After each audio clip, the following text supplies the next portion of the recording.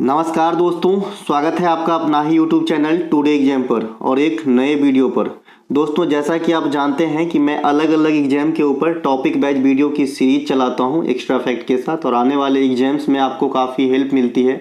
और यहाँ तक कि मैं 70 से 80% तक क्वेश्चन आपको मिला के दिया है। जो बच्चे देखे हैं, समझे हैं, एग्जाम दिए हैं, वो जानते हैं। इसके अलावा 2024 में आप लोगों की पढ़ाई के साथ रिवीजन भी करा पाऊँ, है ना, इसके लिए मैंने एक टॉपिक वाइज जो है आपका सीरीज चलाया है।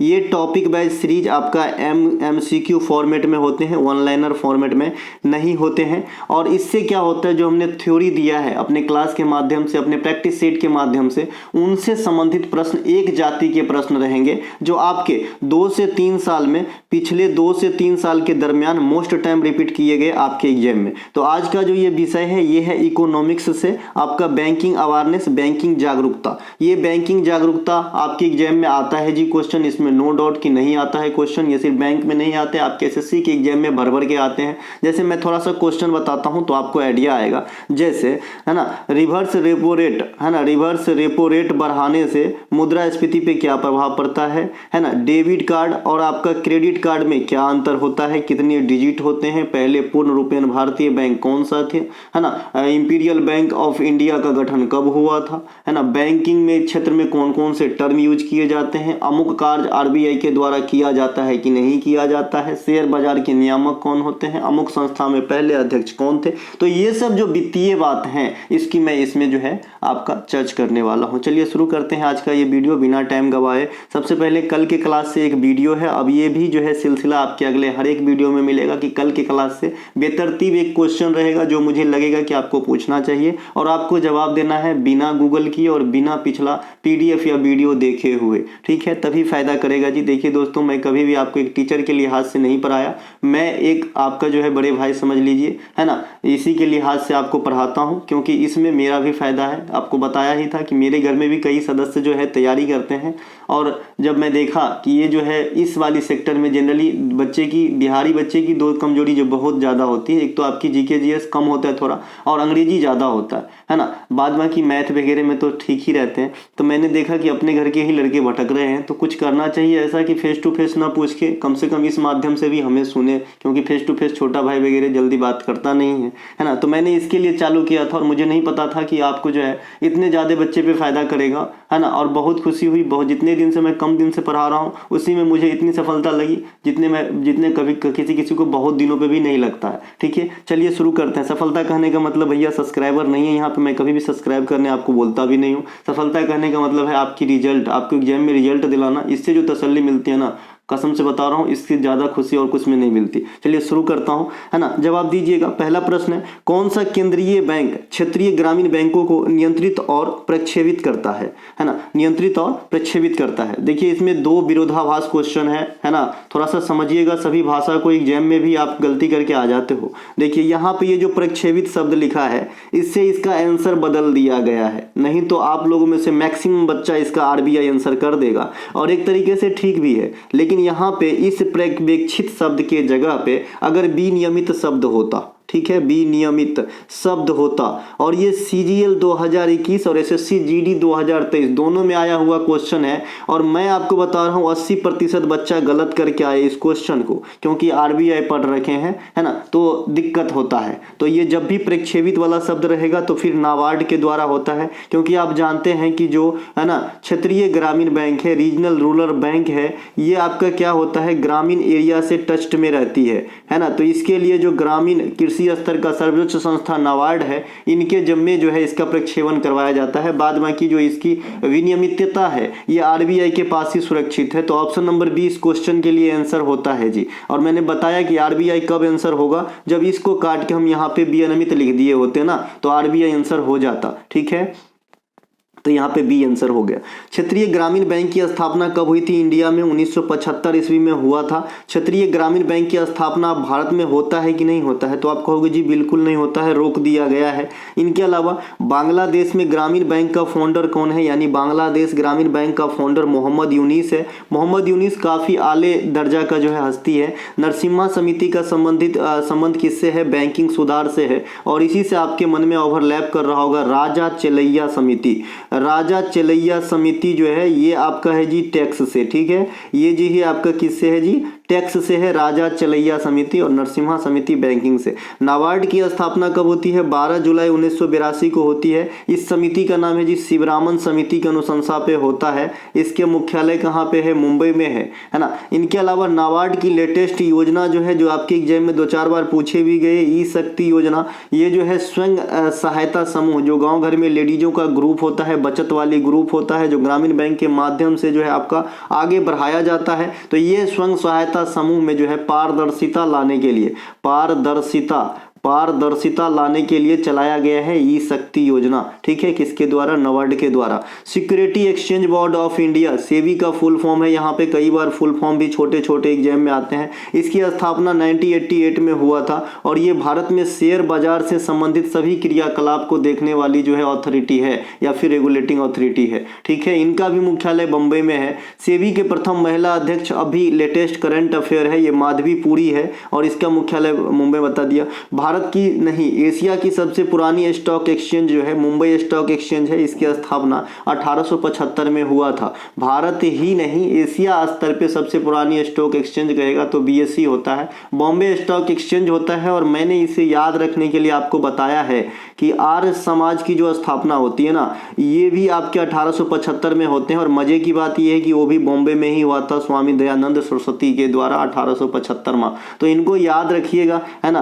कैसे याद रखते हैं, कैसे कॉमिक के रूप लेते हैं, कौन सा लिंक करते हैं, इस पे मत जाइए, है ना। जब आप सफल हो जाओगे तो वही आदमी जो अभी थोड़ा सा आपके इस बातों पे हंस दे, हो सकता है बाद में आपके गुणगान करेंगे, ठीक है। तो पढ़ने की तरीका खुद भी आप जो है क्रिएट कर सकते हो। मैं जैसा क्रिएट किया हूँ कि कोई भी चीज याद रखने का मैं लिंकिंग का यूज करता हूँ। जैसे एक जैसे प्रश्नों को एक ही जगह लपेटने का कोई, जैसे मुझे कोई एक ईस्वी मिलता है तो मैं इसमें ढूंढता हूँ कि इस ईस्वी में कितने कितने चीज हुए हैं, मैं उसको एक ही साथ मन में दोहराता हूँ और ऐसे ही करते आया हूँ। तभी जाके जो है ना, जीके जीएस में था लगा था मुझे उस समय जब मैं पढ़ता था। आरटीजीएस और एनईएफटी किसकी माध्यम है भाई, आरटीजीएस और एनईएफटी क्या है आप सभी जानते हैं। जो मुद्रा का हस्तांतरण होता है, ट्रांसफर होता है ना, ट्रांसफर ही लिखा है भैया, हस्तांतरण। तो ये सबसे सटीक आंसर है आरटीजीएस और एनईएफटी का। इसका फुल फॉर्म पूछा जाता है इंडिया में, ठीक है।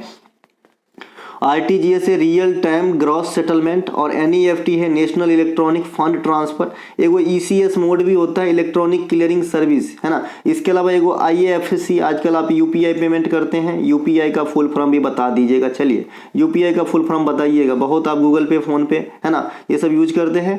ये तो ये आईएफएससी का जो है full form Indian financial system code होता है, कोई भी ट्रांसफर के लिए ये जरूरी होता है।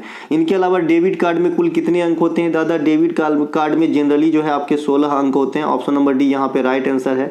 और सीवीवी किसी कार्ड के जो उल्टा बाजू होते हैं, जहां पे आपके ये मैग्नेटिक लगे रहते हैं काला कलर का, है ना, तो इसके बगल में ये 3 अंक का जो है ये लिखा रहता है, ये सीवीवी रहता है और यहाँ के अंक को जो है ढका गया रहता है, ठीक है। ये सीवीवी किसी को भी फोन पे कभी भी शेयर ना करे, चाहे आप कोई सा भी कार्ड यूज करते हैं, नहीं तो बहुत बड़ा फ्रॉड हो सकती है, ठीक है। डेबिट कार्ड के कुल कितने अंक होते हैं, 16 अंक होते हैं, ध्यान रखेंगे। डेबिट कार्ड क्या होता है और क्रेडिट कार्ड क्या होता है, जो बच्चे भी पढ़ते हैं जनरली क्रेडिट कार्ड से उनको जो है नहीं पाला पड़ा होता है। जैसे ही आप जॉब में आओगे आपको क्रेडिट कार्ड देने वाले की लाइन लग जाएगी, समझ रहे हैं, क्योंकि आप एक सैलरीड पर्सन जैसे ही होते हो, क्रेडिट कार्ड आपको ऑफर करता है ना। तो डेबिट कार्ड खाते में पैसा रहने पर उपयोग किया जाता है। 500 होगा तो 501 रुपये आप नहीं निकाल सकते, मैक्सिमम 500 रुपये का भुगतान या 500 रुपये कोई चीज खरीद सकते हो तो वहां पे कर सकते हो। लेकिन जो क्रेडिट कार्ड है ये अग्रिम उपयोग की जो है आपको अनुमति प्रदान करता है। अब अलग अलग बैंक की अलग अलग स्कीम होता है, जैसे मैंने आईसीसीआई का ले रखा है ना। तो इसमें क्या होता है कि मुझे 40 दिन तक ना कोई भी जो है आपका ब्याज नहीं चुकाना होता है। और मैं जनरली इससे भी जो है मतलब खरीद करता हूँ और खरीद करना भी चाहिए, क्योंकि 40 दिन अगर मेरे पास कोई पैसा रह गया तो उसका मैं और भी यूज कर सकता हूँ और मैं 40 दिन से पहले इनको फिर पे कर देता हूँ, नहीं तो इस पर भी ब्याज लगता है, ठीक है। इसके अलावा टुडे एग्जाम की कोई भी अगर आपको पीडीएफ के बारे में जानकारी चाहिए, जो हमारी पेड पीडीएफ होती है, और पेड पीडीएफ की कॉस्ट ऐसा नहीं है कि मैं 999, 299, 499 ऐसा दाम नहीं रखा है भाई, है ना। ये इंस्टीट्यूट नहीं है, ये एक मदद है आपकी। ये यहाँ पे 25 रुपये से लेके 100 रुपये तक की पीडीएफ जो है अवेलेबल है। ये 100 रुपये की पीडीएफ मतलब पीडीएफ का क्वालिटी या डिजाइन अलग नहीं होगा। 100 रुपये के कहने का मतलब है कि जो है कई सारे सीरीज की आपको पीडीएफ मिल जाएगी अगर 100 रुपये तक जाते हैं तो। और मेरे ख्याल में अगर 100 रुपये का पीडीएफ मेरे से खरीदता है तो सफिशियंट होगा उनके लिए एग्जाम पास करना। लेकिन इसमें मैंने एक शर्त रखा है कि आपको प्लेलिस्ट वॉच करना होगा, और जो मौखिक रूप से लग रहा है कि मैंने कभी नहीं सुना है उसको नोट करते जाएं। और पीडीएफ और मौखिक का जो आपका एक्सेप्शनल चीज है जो आपको नहीं आता था वो भी आप कर लिए, और एक बार वीडियो वॉच कर लिए तो आपको अगर जीके में कोई भी प्रॉब्लम होता था ना, मैं नाम बदल दूंगा, ठीक है। चलिए, तो कोई भी इसके लिए अगर आपको चाहिए, कोई भी यहाँ पे जितने भी यहाँ पे एग्जाम्स के नाम लिखे हैं, एसएससी सीपीओ, एसएससी की तो एक ही सिलेबस होती है, किसी में लो किसी में हाई आता है। इसके अलावा इसकी जो लिंक मिलेगा आपको इस सब वीडियो के डिस्क्रिप्शन में मिलेगा, इस वीडियो के डिस्क्रिप्शन में भी है। आप क्लिक करेंगे, व्हाट्सएप पे जाएंगे, बात करेंगे, या फिर ये मोबाइल नंबर है, ठीक है। चलते हैं आगे। अगला क्वेश्चन है चौथा, आरबीआई ने रेपो रेट बढ़ाया, भारतीय अर्थव्यवस्था पर क्या प्रभाव पड़ सकता है। आरबीआई जब रेपो रेट बढ़ाएगा तो क्या होगा। देखिए, मैंने देहाती भाषा में आपको बता चुका और मैं यहाँ लिखा भी देहाती भाषा में ही हूँ, ठीक है। देखिए, जब आरबीआई आपका रेपो रेट बढ़ाएगा, सबसे पहले रेपो रेट क्या होता है, रेपो रेट क्या होता है और बैंक दर क्या होता है, मैंने बताया था दोनों को एक ही जैसा समझना आपको याद करने के लिए, है ना। तो देखिए, रेपो रेट क्या होता है और बैंक दर क्या होता है, दोनों का सेम काम है कि आरबीआई के द्वारा जो है मुद्रा, आरबीआई से जो है आपका पैसा कमर्शियल बैंक को मिलेगा, ठीक है। लेकिन भाई दोनों का क्या जरूरत पड़ गया है ना, बैंक दर आप बता रहे हो, रेपो रेट भी बता रहे हो। तो बैंक दर क्या होता है, इसमें मैक्सिमम लोन मिल जाते हैं बैंक, कमर्शियल बैंक को जनरली इसी से लोन मिलती है। लेकिन रेपो रेट क्या होता है, ये शॉर्ट लोन देता है, शॉर्ट लोन देता है, ठीक है भाई, है ना। लेकिन क्विक देता है, तुरंत देता है, ठीक है। शॉर्ट देगा तो क्विक देगा। भैया मान लीजिए देहाती भाषा में बात कर रहे हैं, आपके पास 100 रुपए है, मैंने आपसे 10 मांगा तो बिना सोचे, कम समय सोचे में आप दे दोगे। 100 रुपए है, मैंने 100 ही मांग लिए, तो दो बार सोचना आपको पड़ेगा मैं कल क्या खाऊंगा, ठीक है मेरे भाई। तो कम जो देते हैं ये क्विक देते हैं, तो कम वाला जो पैसा देता है रिजर्व बैंक ऑफ इंडिया अन्य बैंकों को, वो है रेपो रेट। और जो आपका ज्यादा आपका लोन वगैरह देते हैं ये है जी बैंक दर। तो दोनों में देने का काम कौन करता है, जो आपका है रिजर्व बैंक ऑफ इंडिया करता है। बातों को ऐसे समझेंगे तो ज्यादा सही रहेगा। तो भैया यहाँ पे क्या होगा, क्या क्वेश्चन क्या था कि रेपो रेट जो है बढ़ा रहा है, रेपो रेट बढ़ाया है रिजर्व बैंक ऑफ इंडिया, तो इसका क्या हो जाएगा भाई, महंगाई कम हो जाएगा। अब ये महंगाई कम कैसे होता है रेपो रेट बढ़ाने से, तो देखिए जैसे मैं यहाँ पे जो बोल रहा हूँ यही चीज लिखा है, ठीक है। रेपो रेट बढ़ेगा, रेपो रेट बढ़ेगा, कमर्शियल बैंक कम लेगा पैसा, ठीक है। महंगा होगा कोई चीज तो आप भी कम खरीदते हो ना, तो यहाँ पे बैंक की बात समझो। आरबीआई ये है देने वाला, रेपो रेट बढ़ाएगा, ये कम लेगा तो अपने ग्राहकों को जो आधार प्राइस पे ऋण देता है, या जनरल भाषा में हम बैंक से जो लोन लेते हैं उसे भी बैंक दर कर देते हैं जो गलत है, तो उस पे भी जो आपको लोन देता है ये अब आसानी से लोन नहीं मिलेगा, है ना। अब उन्हीं आदमी को देगा जिससे रिटर्न हो सके, और बहुत वेरीफाई करने के बाद, वो भी जहाँ 4 लाख जिसको देते थे पहले, अब जो है हो सकता है कि 3.5 लाख दे, ठीक है। तो लोगों के पास पैसा कम रहेगा, लोग जो है सामान कम खरीदेगा, और सामान कम खरीदेगा, है ना। तो सामान कम खरीदेगा तो सामान जो है अपने उफान पे जो चढ़ गया था, टमाटर 200 रुपये, ये धीरे धीरे फिर से 50 रुपये पे आएगा या स्थायित्व को प्राप्त करेगा। तो इस प्रकार से जो है महंगाई घटेगी, यही चेन यहाँ पे लिखा गया है, ठीक है मेरे भाई। इसके अलावा भारत में कौन सी संस्था leader of the last resort के रूप में कार्य करती है, तो leader of the last resort के रूप में हम आरबीआई को जानते हैं। आरबीआई को मैंने आपको कितना बात बताया है, बैंकों का बैंक के रूप में जानते हैं, बैंकों का बैंक के रूप में जानते हैं। इसके अलावा हमने कहा अंतिम ऋण दाता बैंक के रूप में जानते हैं, अंतिम ऋण दाता बैंक के रूप में जानते हैं, बैंकों का बैंक, अंतिम ऋणदाता बैंक, केंद्रीय बैंक तो है ये है, तो ये तो कहने वाला बात ही नहीं है। तो ये सब जो है आरबीआई के ही नाम में मेंशन कर लीजिएगा, ठीक है। इनके अलावा तो RBI answer, reserve Bank of India की स्थापना जो आयोग से हुआ था ये भी आपके एग्जाम में आता है, हिल्टन यंग आयोग 1935 में हुआ था। इसकी राष्ट्रीयकरण 1949 में हुआ था, ठीक है। तो और ये से भारत में बैंकों का बैंक, केंद्रीय बैंक, अंतिम कर्ज प्रदान करने वाला बैंक या ऋणदाता बैंक भी कहा जाता है। निम्नलिखित में से कौन सा एक भारत सरकार का ट्रेजरी बिल का अवधि नहीं है। देखिए ट्रेजरी बिल की 3 अवधि हमने बताया है, 91, 2 से गुना कीजिए 182, 2 से गुना कीजिए 364, ये 45 दिन यहाँ क्या कर रहा है। ऑप्शन नंबर बी यहाँ पे राइट आंसर होता है। ट्रेजरी बिल को आप टी बिल भी कहते हैं, और इसका क्या उपयोग है, ये कौन जारी करता है, तो ये सिर्फ केंद्र सरकार ही जारी कर सकती है। और इसका क्या उपयोग है ना, कि अल्पकालीन ऋण पत्र के रूप में इस्तेमाल करते हैं, या अल्पकालीन समय में जो है अपने ऋण के समस्याओं से उबरने के लिए केंद्र सरकार इसको जारी करते करते हैं जो 3 प्रकार के होते हैं, 3 अवधि आपने देखा है, 91 दुना, 182 दुना, 364। इसके अलावा इंटरनेट बैंकिंग का क्या तात्पर्य है? ये तो बहुत हलवा सा क्वेश्चन है। आप सभी जानते हैं कि इंटरनेट बैंकिंग का क्या तात्पर्य है। इंटरनेट के बैंक का एड्रेस ढूंढना इंटरनेट पर बैंक को देखना, है ना, वेबसाइट के माध्यम से बैंकिंग लाभ। तो ये सटीक आंसर है, ऑप्शन नंबर सी है, इंटरनेट बैंकिंग। इसके बारे में कुछ कहना नहीं है, मैं आगे चलता हूँ। निम्नलिखित में से बैंक दर का सामान्य परिभाषा क्या है? जो बैंक दर है ना, इसकी परिभाषा क्या होगी, है ना, कि पंजाब नेशनल बैंक में मिट्ठू को लोन मिला, किस दर पे उसे बैंक दर कहते हैं? जी नहीं, है ना। तो मैं बताया था कि लोग बोल देते हैं हम भाषा में, लेकिन बैंक दर का जो ओरिजिनल परिभाषा है कि वह दर जिस पर reserve Bank of India commercial bank को लोन देता है, ये है जी हमारा बैंक दर का सामान्य परिभाषा। तो ऑप्शन नंबर बी, जिस दर पर जनता को लोन कमर्शियल बैंक देती है उसे हम आधार मूल्य कहते हैं, या बेस रेट कहते हैं, या फिर बेस प्राइस कहते हैं। ठीक है, ध्यान रखेंगे भैया, है ना। बैंक दर कह देते हो भले कि अभी कैसा चल रहा है एसबीआई में भैया, 9.4% जो है आपका पर्सनल लोन। पर्सनल लोन हमेशा ज्यादा होता है, मैंने खुद पर्सनल लोन लिया है, 10.32 के दर से लिया है दादा, है ना, पंजाब नेशनल बैंक से। तो ये जो है ज़्यादा होता है। और अगर घर वगैरह लेते हो जो है आपका मतलब आवास लोन लेते हो तो थोड़ा कम मिलता है। जिस दर पर reserve Bank of India commercial bank से अल्प समय के लिए धन लेता है उसे रिवर्स रेपो रेट कहा जाता है ना। रिवर्स रेपो रेट में क्या होता है? उल्टा होता है। अभी आपने रेपो रेट को समझा था, रेपो रेट में क्या होता था? आरबीआई शॉर्ट टर्म के लिए कमर्शियल बैंकों को ऋण दे रहा था। अब क्या होता है कि विषम परिस्थिति में कभी नाव पे गाड़ी, कभी गाड़ी पे नाव, आपने सुना होगा, तो रिजर्व बैंक ऑफ इंडिया भी कर्ज लेते हैं, किससे? कमर्शियल बैंक से। तो उसे क्या कहते हैं, है ना, इसे कहते हैं हम आरआरआर, रिवर्स रेपो रेट, है ना। तो ये अल्प समय के लिए लेते हैं, तो ये बात भी ध्यान रखेंगे। मैंने एक बात और बताया था कि हमेशा रेपो रेट ज्यादा होगा कि रिवर्स रेपो रेट, तो रिवर्स रेपो रेट ज्यादा होगा, क्योंकि बैंकवा में सबसे बड़ा केंद्रीय बैंक आरबीआई ना है, तो हमेशा अपना दुकान चलाएगा कि नहीं चलाएगा। तो अगर ज्यादा रिवर्स रेपो रेट कर देगा तो घाटा ना लग जाएगा उसको। इसके अलावा उच्च शक्ति धन से क्या तात्पर्य है? उच्च शक्ति धन से तात्पर्य है जी मौद्रिक आधार। ठीक है, इसके अलावा बैंक दर बता दिया क्या होता है, एसएलआर है एक, और एक आपका सीआरआर बचाना है, और इसका आंसर है मौद्रिक आधार। देखिए एसएलआर जो है तरलता होता है ना, कि कैश रिजर्व रेशियो के अलावा, है ना, जो लिक्विडिटी बनाए रखने के लिए आवश्यकता होती है उसे एसएलआर कहते हैं। और सीआरआर क्या होता है कि किसी भी बैंकिंग व्यवस्था, जो बैंक है, उनके अपनी जमा पूंजी की कुछ राशि फिक्स्ड रूप में आरबीआई के पास जमा रखना होता है, उसे कैश रिजर्व रेशियो कहते हैं। ठीक है मेरे भाई। इनके अलावा भारत में माइक्रो फाइनेंस को विनियमित करने वाली अथॉरिटी का नाम क्या है? पहला क्वेश्चन की शुरुआत कुछ इसी प्रकार से हुआ था, जहां से ग्रामीण बैंकों को विनियमित कर रहे थे। तो ये जो है माइक्रो फाइनेंस जो कंपनियां हैं, इनकी नियमित करता है भाई आरबीआई। आरबीआई को बहुत जिम्मेवारी सौंपा गया है इंडिया के अंदर। इसके अलावा माइक्रो फाइनेंस कंपनी जो है कम आय, काम नहीं भाई, है ना, कम अल्प आय वाले, आय भी यहाँ पे जो है गलत लिख दिया है, ये वाला आय, है ना, इनकम वाला आय, कम आय वाले परिवारों को लोन देती है कौन? माइक्रो फाइनेंस कंपनियां, जैसे एयू माइक्रो फाइनेंस कंपनियां, और भी बहुत है, इक्विटास है ना।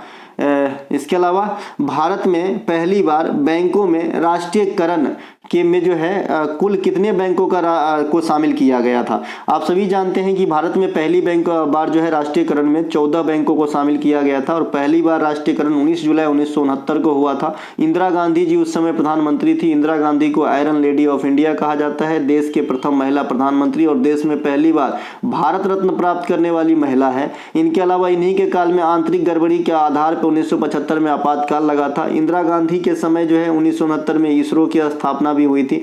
1971 में आपका भारत के साथ युद्ध हुआ था पाकिस्तान का। तो ये सब बात ध्यान रखेंगे इंदिरा गांधी जी के लिए। दूसरी बार बैंकों का राष्ट्रीयकरण 1980 में हुआ, लेकिन इसमें मात्र 6 बैंकों को शामिल किया गया। इनके अलावा निम्नलिखित में से कौन सा ज्ञात सर्वप्रथम बैंक कौन सा है ना, कौन सा ज्ञात सर्वप्रथम बैंक है? ऑप्शन है bank of Madras, bank of Hindustan, bank of Kolkata, bank of Bombay. देखिए भारत में जो सबसे पहले स्थापित बैंक है ये बैंक ऑफ हिंदुस्तान। ये 18वीं सदी में और 17वीं सदी के आधा यानी 1750 के बाद इसका गठन किया गया। इसकी जो है आपके आंसर में 1760 से 1780 तक के जो है आपका जो है जिक्र मिल जाएगा, क्योंकि एग्जैक्ट डाटा इसके बारे में बहुत सारे किताब अलग अलग लिखता है, इसीलिए मैं यहाँ पे नहीं लिखा हूँ, लेकिन आपको मोटे मोटे तौर पर बता दूं, जब कभी ईस्वी पूछे तो 1760 से 80 के बीच में आइएगा। ठीक है, तो बैंक ऑफ हिंदुस्तान जो है बैंक में बसाया गया पहला बैंक था भारत में, माफ कीजिएगा। लेकिन इसी क्वेश्चन को मैं बता दूं कि भारतीय द्वारा संचालित पहला बैंक है ना, तो आपका पीएनबी हो जाएगा। ठीक है, पीएनबी जो है ये पूर्णतः भारतीयों के द्वारा समर्पित बैंक था और ये जो है अंग्रेज के काल की बात हो रही है। फिर क्या हुआ कि बैंक ऑफ हिंदुस्तान जो है ना, ये आपके 3 बैंकों में बटे, bank of Madras, bank of Kolkata और ये बैंक ऑफ बॉम्बे है ना। तो ये तीनों बैंक को मिला के जो है इंपीरियल बैंक ऑफ इंडिया को 1921 में बनाया गया और इसी इंपीरियल बैंक ऑफ इंडिया को बदल के 1955 में एसबीआई बनाया गया। तो ये थोड़ी सी बैंकों का अपना इंडिया में जो है क्रम है, ध्यान रखिएगा। इनके अलावा bank of Madras, bank of Kolkata और बैंक ऑफ मुंबई तीनों को मिलाकर इंपीरियल बैंक ऑफ इंडिया 1921 में बनाया गया और 1955 में इसी को बदल के एसबीआई किया गया। भारतीय रिजर्व बैंक में नोट जारी किस प्रणाली में अपनाते हैं? तो नोट जारी करते हैं हम न्यूनतम आरक्षण प्रणाली के तौर पे, यहाँ पे लिखा गया ऑप्शन नंबर बी यहाँ पे राइट आंसर है। सभी प्रकार के नोटों को छापना है ना, उन पर सिग्नेचर आरबीआई के गवर्नर द्वारा करवाना, मौद्रिक नीति बनाना, इसमें मौद्रिक नीति में आ जाएगा सीआरआर, एसएलआर है ना, repo rate, reverse repo rate, सब इसमें आएगा। रिजर्व बैंक ऑफ इंडिया का मुख्य कार्य है, लेकिन जो 1 रुपए की नोट होती है इस पे वित्त सचिव भारत सरकार का सिग्नेचर होता है, न कि आरबीआई के गवर्नर का। तो ये एक अपवाद है नोटों के सिग्नेचर में, ठीक है भाई, ध्यान रखेंगे। इनके अलावा इंपीरियल बैंक ऑफ इंडिया का नाम बदलकर कब एसबीआई किया गया? अभी बताया था 1955 में। कब किया गया? 1955 में किया गया। तो ऑप्शन नंबर सी यहाँ पे राइट आंसर हो जाता है, ठीक है। इनके अलावा 1935 जो आप देख रहे हैं ये आरबीआई का स्थापना है, 1921 जो है या इंपीरियल बैंक ऑफ इंडिया की स्थापना है ना। इसके अलावा स्टेट बैंक ऑफ इंडिया की स्थापना कब होती है? 1955 में बता दिया। स्टेट बैंक ऑफ इंडिया वर्तमान समय में भारत सरकार के सार्वजनिक क्षेत्र के सबसे बड़ी बैंक है। जिस दर पर reserve Bank of India commercial बैंकों को शॉर्ट टर्म के लिए शॉर्ट लोन देते हैं, यहाँ टर्म शब्द यूज नहीं करेंगे,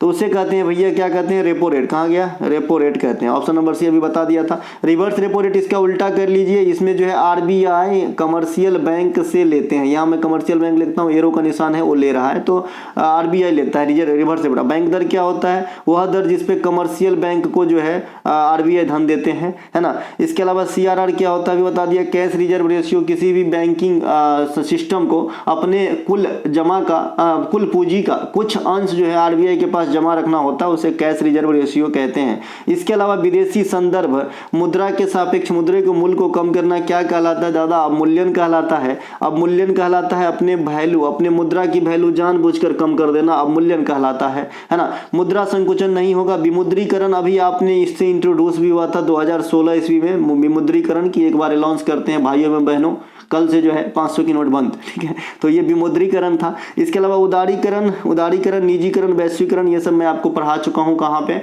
जहाँ पे 1991 भारत सरकार का जो है आपका नई आर्थिक नीति लागू होती है, तो वहाँ पे इन 3 चीजों पे जो है आपका बहुत बल दिया गया था। उदारीकरण मतलब, उदार मतलब समझते हैं ना, उदार मतलब लिबरल टाइप के जो लोग होते हैं, तो हर चीज में उदार मतलब क्या होता है? जो मतलब आपको जो है ना ज्यादा अंकुश न लगाए कोई चीज पे, है ना, डोरी को ढीला रखे, जाओ बेटे जी ले अपनी जिंदगी। तो ये भी एक उदारीकरण है। तो इससे स्पष्ट है कि उदारीकरण क्या होता होगा। इसमें सरकार की अंकुश से लगाम जो है कम कर देगा, सरकारी पावर कम होती है उदारीकरण व्यवस्था में। इसके अलावा अवमूल्यन से निर्यात को बढ़ावा दिया जाता है। निर्यात और आयात आप सभी समझते हैं। निर्यात मतलब हम कहीं ट्रांसफर करते हैं कोई अपना प्रोडक्ट, उत्पाद, या फिर आयात जो होता है विदेश से हम अपने देश में मंगाते हैं, ये है एक्सपोर्ट और इंपोर्ट, आयात और निर्यात। तो निर्यात को बढ़ावा कैसे मिलता है? जैसे मान लीजिए अभी 80 रुपया है आपका, है ना, 80 रुपया है आपका जो है एक यूएसडी, $1 है ना, $1 80 रुपया का है अभी, है ना। अब मैं अपने मुद्रा का मूल्यन कर दूंगा तो $1 ही का वैल्यू बढ़ के 100 रुपया में हो जाएगा। अब मान लीजिए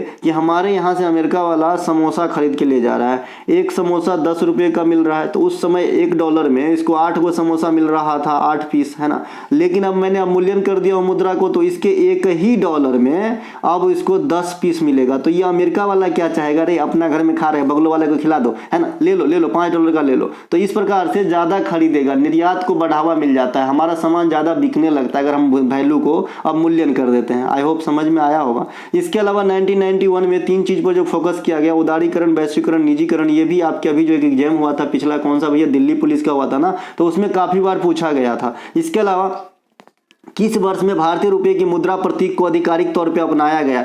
बहुत ही लिस्ट कंट्री ऐसे हैं जिनके अपने मुद्रा का प्रतीक है, ठीक है भाई। तो उनमें शामिल होने वाले भारतीय 2010 में बने। कब बने? 2010 में, है ना। उदय कुमार नामक से जो है शख्स का जो है डिजाइन को सिलेक्ट किया गया। हालांकि इसके लिए बहुत ज्यादा जो है मतलब आवेदन या फिर अपनी नमूना को पेश किए थे। ऐसा नहीं कि सीधे उदय कुमार तुम चलो बना दो, ऐसा नहीं हुआ। वहां भी कंपटीशन था, कंपटीशन हर पग पे है। इसके अलावा निम्नलिखित संस्थानों में से उनकी स्थापना स्थापना की वर्ष के साथ किसका मिलान गलत है? भारतीय औद्योगिक विकास बैंक 1964, आईडीबीआई एकदम सही है जी। भारतीय आयात निर्यात बैंक एक्जिम बैंक ये आपका 1982 में हुआ है, ये भी सही है ना। एक्सिस बैंक अलग है जी, सुनने में लग रहा होगा ना एक्सिस बैंक एक्जिम बैंक, ये एक्जिम बैंक इसका शॉर्ट फॉर्म है आयात निर्यात बैंक का। रिजर्व बैंक ऑफ इंडिया 1935 में, ये भी अपने जगह टकाटक है। इंपीरियल बैंक ऑफ इंडिया 1931, ये 1931 क्या कर रहा है इसमें दो डालिए, 1921 में हुआ था, 1931 में नहीं हुआ था, पिछले मतलब प्रश्न में इसकी चेक कर लिया था हमने। बैंकिंग क्षेत्र में एसएलआर का होता है स्टैट्यूटरी लिक्विडिटी रेशियो। ये मैंने बताया था कि कैश रिजर्व रेशियो के बाद भी तरलता बनाए रखने के लिए जो रिक्वायरमेंट होती है यही है आपका एसएलआर। ठीक है भाई। ये आप सीआरआर, इसकी भी फुल फॉर्म पूछे जाते हैं। कैश रिजर्व रेशियो ये क्या होता है बता ही दिया था आपने, जमा पूछेगा कुछ अंश जो है आरबीआई के पास जो है जमा रखना होता है। एमपीआई क्या होता है? Multi dimensional poverty index. अभी नीति आयोग ने जारी किया है अपना दूसरा मल्टी डायमेंशनल पॉवर्टी इंडेक्स 2023, जिसमें सबसे गरीब राज्य किसे बताया है ना, हमरा यानी बिहार का। इसके अलावा एमएसपी क्या होता है? Minimum support price. ये किसान से संबंधित है, एग्रीकल्चर से संबंधित टर्म है। ये जो है आपका नीति आयोग से जो है आपका गरीबी रेखा निर्धारण करने वाला टर्म है, या फिर जो है देखते हैं कि समग्र जो है मल्टी डायमेंशनल नाम ही है ना कि बहुआयामी बहुत सारे चीज के आधार पे जो है जारी करी जाती है। ठीक है। इसके अलावा ओवरड्राफ्ट से क्या तात्पर्य है? ओवरड्राफ्ट मैं पहले भी इसको पढ़ा चुका हूं, ओवरड्राफ्ट डीडी है ना। तो ये जो ओवरड्राफ्ट है ये क्या होता है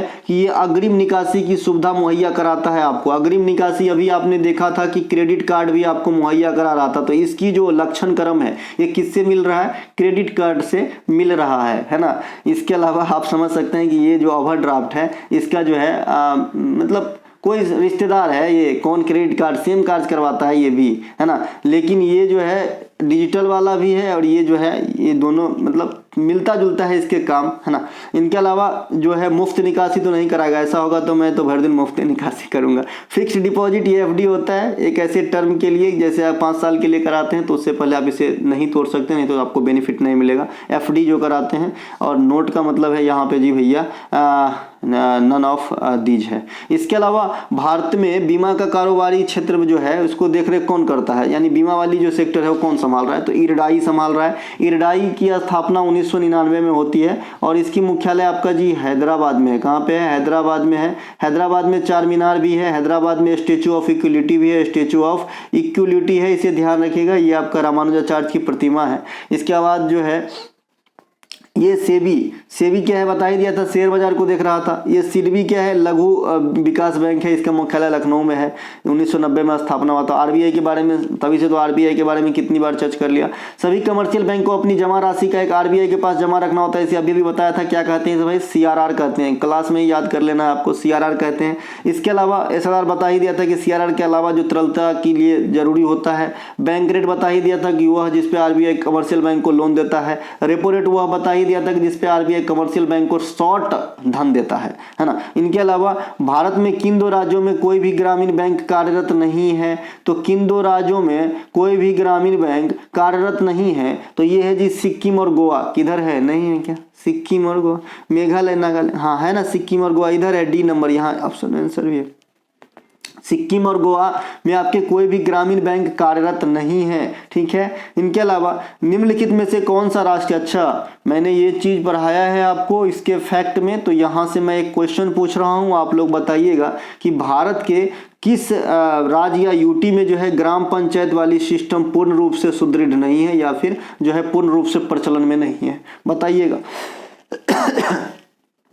निम्न में से कौन सा राष्ट्रीय आय की अनुमान की विधि में से एक नहीं है? राष्ट्रीय आय आप किस विधि से नहीं ज्ञात करते हो, ये आपसे पूछ रहा है इनडायरेक्टली। खर्च विधि से, व्यय विधि से तो करते ही हैं, इनकम विधि से, आय विधि से करते हैं, बैंकिंग विधि नहीं है इसके लिए, प्रोड्यूसिंग विधि उत्पाद विधि से भी करते हैं। तो ऑप्शन नंबर सी यहाँ पे जो है गलत है और यही गलत चुनना है। राष्ट्रीय आय का अनुमान सबसे पहले कौन लगाया था? तो ये हमारा दादा भाई नौरोजी साहब लगाए थे, तो ये ध्यान रखेंगे। उद्योग के जो मूलभूत इकाई हैं ये है श्रम, पूंजी, भूमि, संगठन, ये सब जो है आपके उद्योग के मूलभूत इकाई हैं। इनके अलावा निम्नलिखित में से कौन सा एक गैर बैंकिंग संस्थान शामिल नहीं है पूछ रहा है। नाबार्ड हो जाएगा, ये गैर बैंकिंग ही है लगभग। एक्जिम बैंक है ना, बैंक ऑफ बड़ौदा, ये तो फुल्ली बैंक है भाई, ये तो फुल्ली बैंक है, ये तो फुल्ली बैंक है, सार्वजनिक क्षेत्र का बैंक ऑफ बड़ौदा। तो यहाँ पे right answer option number C हो जाएगा। ये बैंक है, बाद बाकी जो है बैंकिंग जैसे काम तो करता है लेकिन फुल्ली बैंक नहीं है, है ना। इसके अलावा बैंक ऑफ बड़ौदा सार्वजनिक क्षेत्र का बैंक है। इसके अलावा निम्नलिखित में से किस प्रधानमंत्री का नाम भारतीय मुद्रा पर अंकित है? तो आप सभी समझ गए होंगे, है ना, डॉक्टर मनमोहन सिंह साहब। ये जो है इतने ज़्यादा पढ़े लिखे, इतने ज़्यादा पोस्ट के इन्होंने होल्ड किए, मुझे नहीं लगता कि इंडिया में इतने बड़े बड़े पोस्ट को और कोई ज़्यादा होल्ड किया होगा, है ना। मैं यहाँ पे 4-5 ही लिखा हूँ, हालांकि ये बहुत ज़्यादा पोस्ट को होल्ड किया है। बिमल जालान साहब, ये भी RBI में गवर्नर रह चुके हैं। नरसिम्हा राव साहब प्राइम मिनिस्टर रह चुके हैं, है ना। अटल बिहारी वाजपेयी साहब को कौन नहीं जानता, ये भी प्राइम मिनिस्टर रह चुके हैं, अटल बिहारी वाजपेयी साहब। इनकी एक किताब के नाम है मेरी 51 कविताएं, है ना। इसके अलावा डॉक्टर मनमोहन सिंह भूतपूर्व मेरे 51 कविता सही है, डॉक्टर भूतपूर्व प्रधानमंत्री, रिजर्व बैंक ऑफ इंडिया का governor, reserve Bank of India में डिप्टी गवर्नर भी रहे हैं, मुख्य आर्थिक सलाहकार जो है PM का रहे, वित्त सचिव भारत सरकार रहे, इत्यादि पोस्ट पर आसीन रहे थे मनमोहन सिंह साहब। GST परिषद में केंद्र सरकार के कुल कितने सदस्य है ना। और आर्थिक उदारीकरण का जनक भी कहा जाता है इंडिया के अंदर मनमोहन सिंह साहब को, नहीं तो मोदी साहब मत मार देना, ठीक है भाई। मोदी साहब बहुत चीज कर रहे हैं, बहुत अच्छी बात है, लेकिन इनको भी कहा जाता है। GST परिषद में केंद्र सरकार के कुल कितने सदस्य होते हैं? तो केंद्र सरकार के 2 होता है। मैंने आपको बताया था 33 में से कैसे कैसे आता है भाई, 31 आता है। इस 31 में कहाँ कहाँ का सहयोग है? तो सभी स्टेट के विधानसभा और यूटी के विधानसभा। यूटी में विधानसभा कहाँ कहाँ है? दिल्ली और पुदुचेरी में है। और 2 जो सदस्य आता है ये कहाँ से? सेंट्रल गवर्नमेंट की तरफ से आता है। कितने होते हैं? टोटल 33 होते हैं। कितने होते हैं? 33 होते हैं, 31 2 33, है ना। इसके अलावा जो आपका GST परिषद है, इसकी अध्यक्षता कौन संभालते हैं? तो करंट वित्त मंत्री ही। अभी कौन है? निर्मला सीतारमन है। और इससे संबंधित आर्टिकल कौन सा है? 279A है। GST से संविधान संशोधन 101वां इसके द्वारा लागू हुआ था। कब हुआ था लागू? 2017 में। इसके स्लैब कैसा है? 0, 5, 12, 18 और 28, ये स्लैब है GST का, ठीक है भाई। जो लॉटरी वगैरह आप जीतोगे ना तो 28% GST लगेगा मैक्सिमम। इसके अलावा भारत में शेयर बाजार के लिए बहुत सारे बच्चे जो है, आधा बच्चे तो क्रिकेट के समय सिर्फ Dream11 और My11 सर्किल में अपना टाइम नष्ट करते हैं, जो घर से बाहर रहते हैं जनरली, जैसा कि मैंने देखा है इस चीज़ को।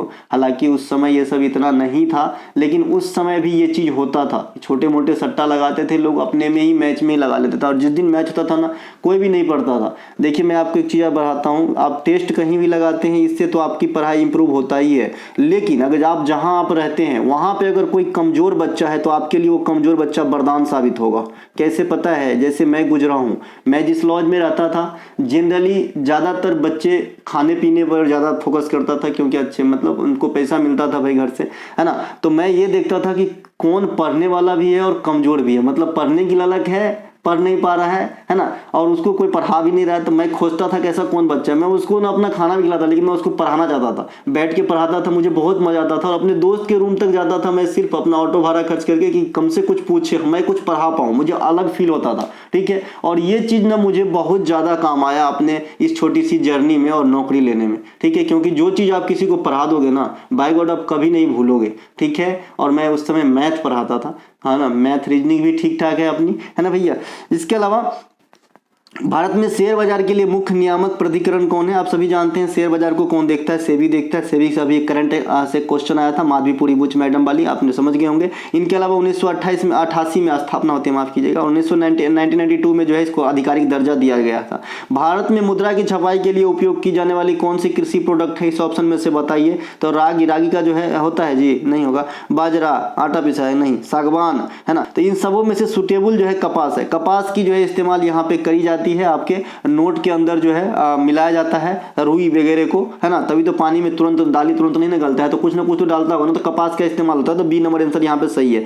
भारतीय मुद्रा के पीछे जो भाषा वाली लिस्ट होती है ना, उसमें 15 भाषा मतलब चिन्हित है, और 2 और होता है, हिंदी और अंग्रेजी, है ना। तो ये फ्रंट पे रहता है, तो 15 2 17 टोटल कहेगा तो 17, आप भाषा वाली पैनल में कहेगा तो 15। इसको ध्यान रखिएगा, पूछा है MTS 2023 में, है ना। और भाषा पैनल में बच्चे ने 17 मार्क के आया है, और अपना कितना नंबर गवा के आया है? 2.5 नंबर। 2 तो गया क्वेश्चन का, आधा गया अच्छा वाला में से।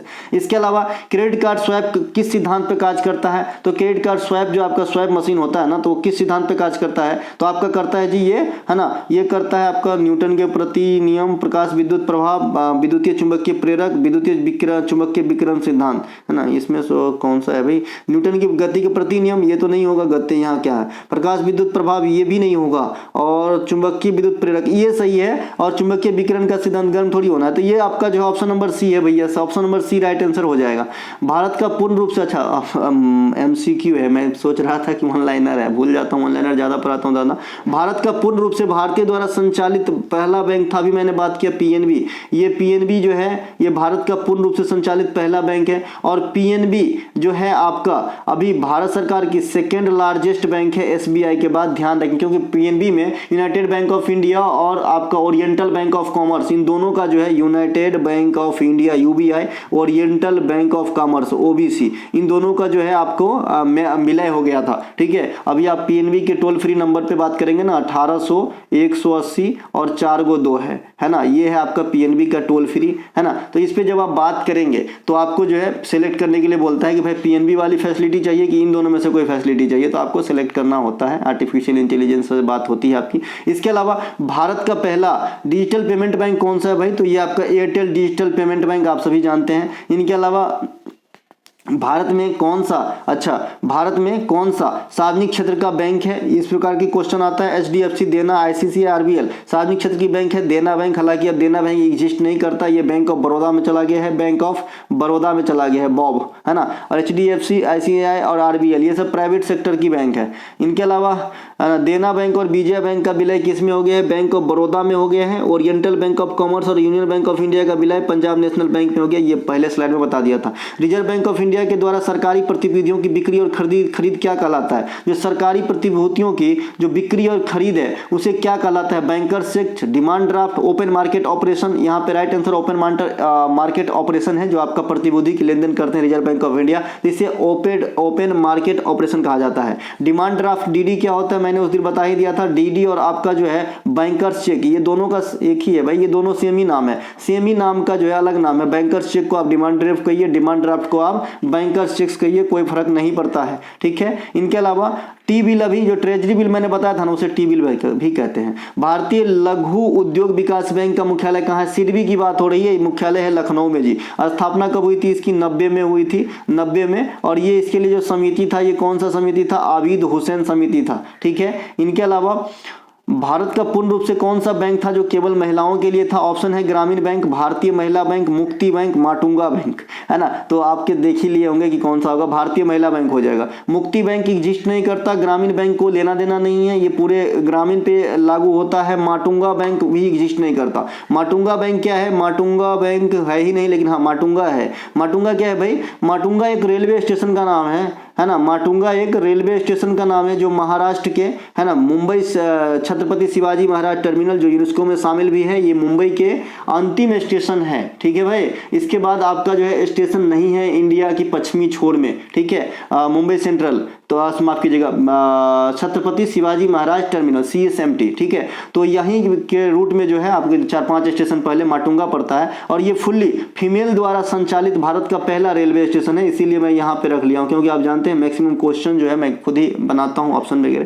तो यहाँ पे मैं रख लिया था। इनके अलावा जो मैंने अभी बताया कि आपका जो CSMT है, छत्रपति शिवाजी महाराज टर्मिनल इसका नाम हो गया है, ये यूनेस्को में शामिल है। सबसे पहले बात, इसका पहला नाम विक्टोरिया टर्मिनल हुआ करता था, ये भी आपसे पूछा गया है SSC में क्वेश्चन, तो बताइएगा विक्टोरिया टर्मिनल। इसके अलावा ये जो CSMT है, ये जो CSMT है यहाँ से, हाँ, जो आप रेलवे के किनारे देखते हो ना, किलोमीटर लिखा होता है खंभे पे, है ना, कि 1853/15 5 मान लीजिए, 1853/20 ऐसा लिखा होता है ना। तो ये कहाँ से डिसाइड किए जाते हैं इंडिया में, तो यहीं से डिसाइड किए जाते हैं, CSMT से डिसाइड किए जाते हैं कि यहाँ से उस जगह की दूरी इतने किलोमीटर है। और एक खंभा के बीच जो है मैक्सिमम, है ना, 20 मीटर की फासला रखा जाता है, कहीं कहीं 100 मीटर की भी। मतलब जैसे एरिया है, जैसे आरी एरिया होता है, जहाँ पे आरी एरिया करने का मतलब है जहाँ पे फुल्ली इलेक्ट्रिक से आपका जो है चलता है रेलवे, वहाँ पे सघन होता है खंभा। जहाँ पे इलेक्ट्रिक नहीं, दूर दूर होता है, तो वो डिपेंड करता है कि कैसा है सेक्शन आपका। बाद बाकी जो ये किलोमीटर लिखे होते हैं ना, ये बम्बई के लिहाज से, यानी ये CSMT स्टेशन के लिहाज के मामले से ही लिखा होता है, इसी को माप के हिसाब से लिखा होता है। आज आप एक नई बात सीखे होंगे, क्योंकि मैं इस सेक्टर से जुड़ा हुआ हूं तो भाई जानता हूं। इसके अलावा जो अंतिम बार भारतीय मुद्रा का विमुद्रीकरण हुआ था ये कब हुआ था? विमुद्रीकरण आपने सभी सुना होगा 2016 में हुआ था। नोटबंदी भाई, इसके अलावा भारत का संविधान का कौन सा भाग, अच्छा 2000 का भी नोट बंद हुआ है, लेकिन ये पूर्णतः अनाउंस नहीं किया गया कि भाई जो मुद्रा प्रचलन में है वही खत्म हो गया, ऐसा तो नहीं था। भारतीय संविधान का कौन सा भाग सहकारी समिति के गठन का प्रावधान करता है? सहकारी समिति है ना, क्योंकि सहकारी बैंक भी होती है इसीलिए मैं इसमें रखा हूं। तो सहकारी समिति के गठन का प्रावधान 9 का बी करता है। 9 का ए क्या करता है? नगर पालिका का प्रावधान करता है। 9 क्या करता है? ग्राम पंचायत का प्रावधान करता है। इसके अलावा और कोई ऑप्शन है?